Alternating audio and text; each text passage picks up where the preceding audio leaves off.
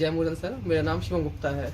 मैं moral company में agriculture department को डील करता हूँ। तो सबसे पहले हम बात करते हैं एग्रीकल्चर में। एग्रीकल्चर में क्या है कि कृषि के लिए आपको पता होगा कि आपके जो न्यूट्रिएंट्स होते हैं उनकी बहुत आवश्यकता होती है।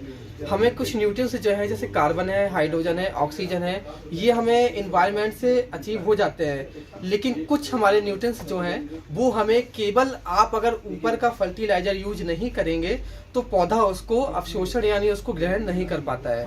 जैसे कि मैं बात करूं नाइट्रोजन का, अगर आप मान लिया अगर फर्टिलाइजर की बात करते हैं तो अगर आप जब तक उसमें नाइट्रोजन नहीं देते हैं, एक तो नाइट्रोजन आपका हो गया फिक्सेशन, यानी जो सूर्य के द्वारा जो प्रकाश संश्लेषण होता है उसके माध्यम से, भाई बायोमंडल में तो नाइट्रोजन है लेकिन डायरेक्ट जो पौधे होते हैं वो नाइट्रोजन को अवशोषण नहीं कर पाते हैं।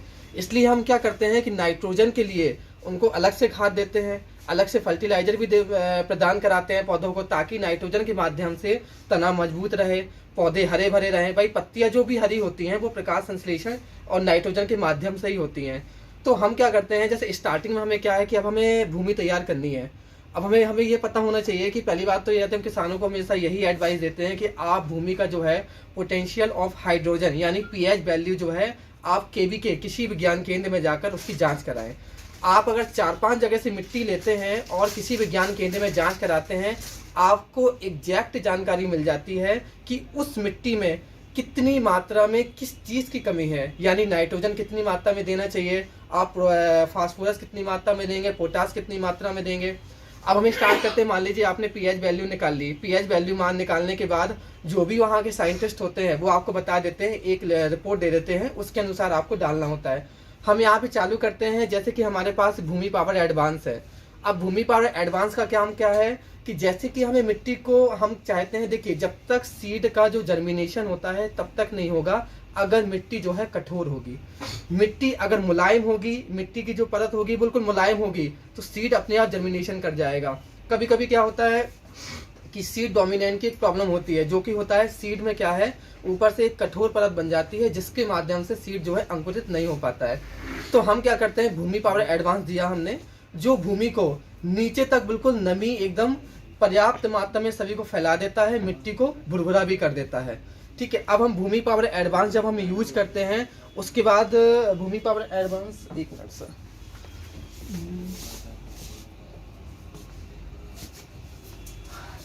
ये अपना भूमि पावर एडवांस प्लस है।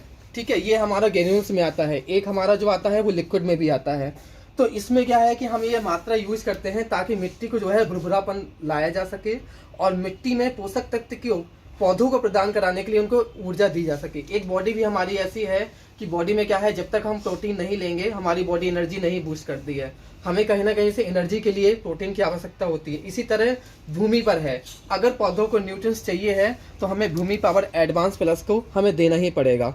इसके बाद अब भूमि पावर हमने एडवांस डाल दिया। अब हमारा क्या है कि हमने किसी भी फसल को लगाया, थोड़ा सा जर्मिनेशन हुआ, हमने देखा कि अब हम आगे क्या करना है। अधिकतर तो जो लोग खाद वगैरह यूज करते हैं तो वो क्या करते हैं अधिकतर कि आपका अर्थ-रिच है या यूज करते हैं। अर्थ-रिच क्या है कि आपका जो डीएपी है यानी डायमोनियम फास्फेट, उसमें क्या है आपका कम से कम 80% नाइट्रोजन और आपका 46% जो है फास्फोरस होता है।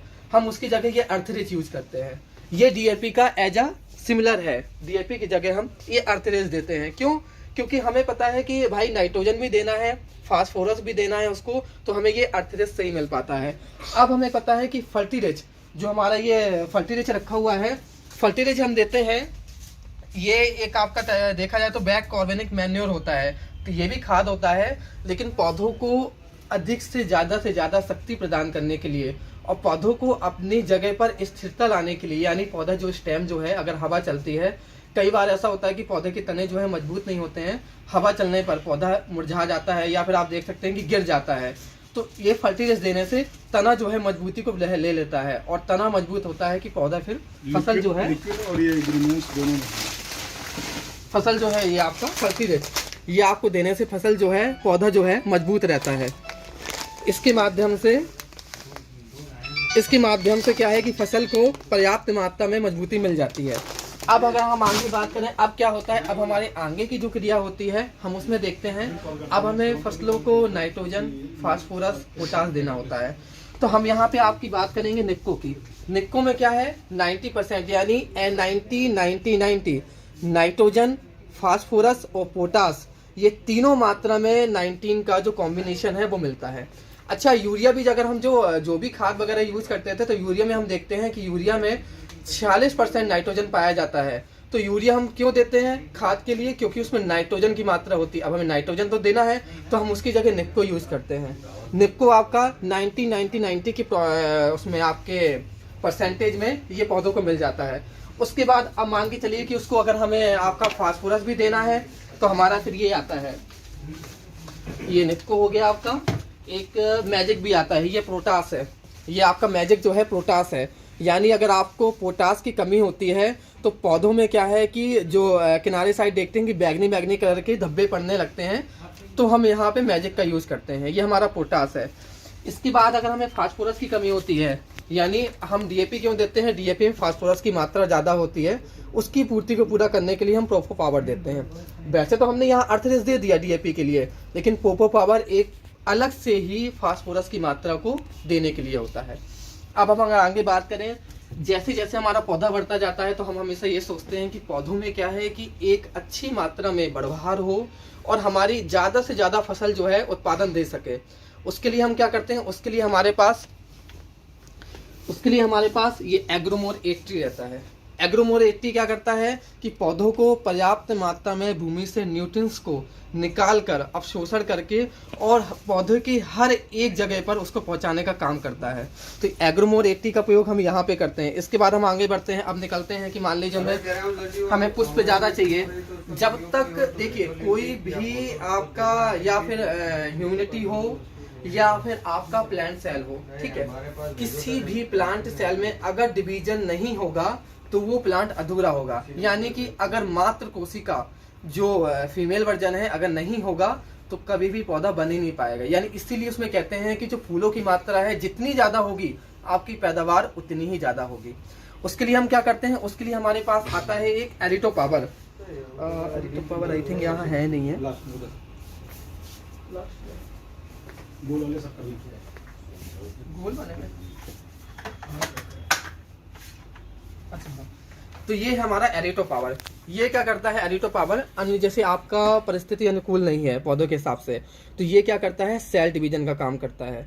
यानी ज़्यादा से ज़्यादा मात्रा में मदर पुष्प जो है उनको निकालता है और मादा पुष्प से ही अधिकतर जो है वो बीज का आपका निर्माण होता है। जो भी आपका ग्रेन्यूल्स निकलता है उसका निर्माण होता है।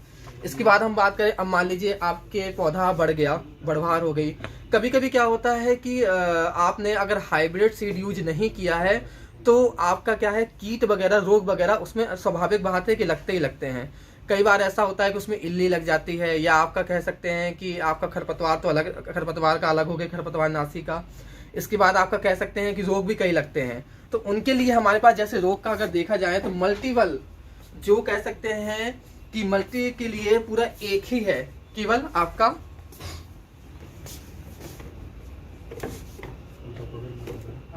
फंगी क्लेंसर नहीं है अभी।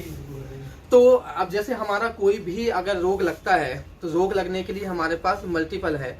यानी कभी कभी मार्केट में जाते हैं तो जितने भी केमिकल्स वाले होते हैं, अच्छा केमिकल्स में एक चीज होती है, आप पौधों में यूज करेंगे, ठीक है, आप अगर वो जो केमिकल्स आप डाल रहे हैं अगर जरा सा भी ज्यादा मात्रा में डल गया वो पूरे पौधों को नष्ट कर देता है। हमारे ये सारे प्रोडक्ट जो हैं वो प्रॉपरली पूरा ऑर्गेनिक बेस है। ऑर्गेनिक में कोई भी फसल कभी भी नुकसानदायक नहीं होती है। आपका ये फंगी किलिन है, किसी भी रोग अगर आपका लग जाता है, चाहे वो येलो रस्ट हो, चाहे वो ब्लैक रस्ट हो, आपका कोई भी हो, ये आपका जो है वो आपका ये फंगी किलिन उसको दूर करता है। अब इसके बाद मान लीजिए आपका रोग लग जाता है, तो रोग भी अलग अलग टाइप के होते हैं। रोग जैसे क्या है कि कुछ पौधों को चूसने वाले होते हैं, कुछ आपका देखा जाए चबाने वाले होते हैं। अच्छा, जो हमारे चूसने वाले जितने भी होते हैं उनके लिए हम अधिकतर यूज करते हैं, आपका यहाँ पे ये रखा हुआ है एक सुपर शॉट होता है, ये है आपका, ये जो सुपर शॉट है ये हम यूज करते हैं, ठीक है, कीटों के लिए। अब हम बिनसेक्ट का यूज करते हैं, जैसे कि गन्ना वगैरह में लग जाता है, हमारा रोग लगता है, उसमें एक लाल सड़न रोग होता है जो कि कह सकते हैं कि जेड माइट के माध्यम से भी लगता है, ठीक है, बॉक्सर ये आपका हो गया बिनसेक्ट, ये बॉक्सर आपका एडवांस, ये भी आपका इंसेक्टिसाइड है। तो अब क्या है कि हमें कभी कभी क्या होता है कि हमने मान लीजिए उस पर स्प्रे किया, हमने किसी भी इंसेक्टिसाइड का जो है स्प्रे किया, तो स्प्रे क्या है पर्याप्त मात्रा में पौधों के हर एक क्षेत्र में पहुंच नहीं पाता है। उसके लिए हम क्या करते हैं, उसके लिए हमारे पास ये रहता है इफिको प्लस। ये क्या करता है, आप अगर इसकी मात्रा को मिला देते हैं तो पौधे ऑटोमेटिक ही उसको अवशोषण कर लेते हैं। जो भी आप पेस्टिसाइड इंसेक्टिसाइड यूज करते हैं उसको ऑलरेडी ही अपने पौधों में अवशोषण करके और जड़ों के माध्यम से पहुंचाते हैं। अगर आपका अंदर भी कीट होगा वो भी आपका खत्म हो जाता है। तो जैसे जैसे यहाँ आपका बढ़ता जाता है, कल्ले निकलने के लिए भी आपका है, जैसे हम यहाँ ये करते हैं पुष्प शक्ति। अब मान लीजिए हमारा कभी कभी क्या होता है कि फूल नहीं निकल रहे हैं, कोई आपका कमी हो जाती है, मान लीजिए आपके पुष्प नहीं निकल रहे हैं किसी, एक तो हमने बताया था एरिटो पावर जो मादा पुष्प को सेल डिवीजन करके मादा पुष्प को निकालता है, लेकिन पुष्प को बने रहने के लिए कभी कभी क्या है किसी न्यूट्रिएंट्स की ऐसी कमी हो जाती है जिसके माध्यम से जो फूल जो है वो गिरने लगता है। जब फूल गिर जाएगा आपका कभी भी उसमें कोई भी फल नहीं बनेगा। तो उसके लिए हम पुष्प शक्ति देते हैं ताकि पुष्प शक्ति के माध्यम से पुष्प जो है वो स्ट्रांग बना रहे, मजबूती के साथ टिका रहे और हमारा पुष्प जो है आगे चल के हमें फल प्रदान कर सके। इस तरीके से हमारा जो आगे का काम होता है वो पूरा होता है। आपने शायद धान लगाते हैं तो धान में हमने एक चीज देखी हुई है, धान में हमारा एक खैरा रोग लगता है, बहुत खैरा रोग बहुत फेमस है। तो धान के लिए क्या है, हम अधिकतर जिंक प्रो यूज करते हैं।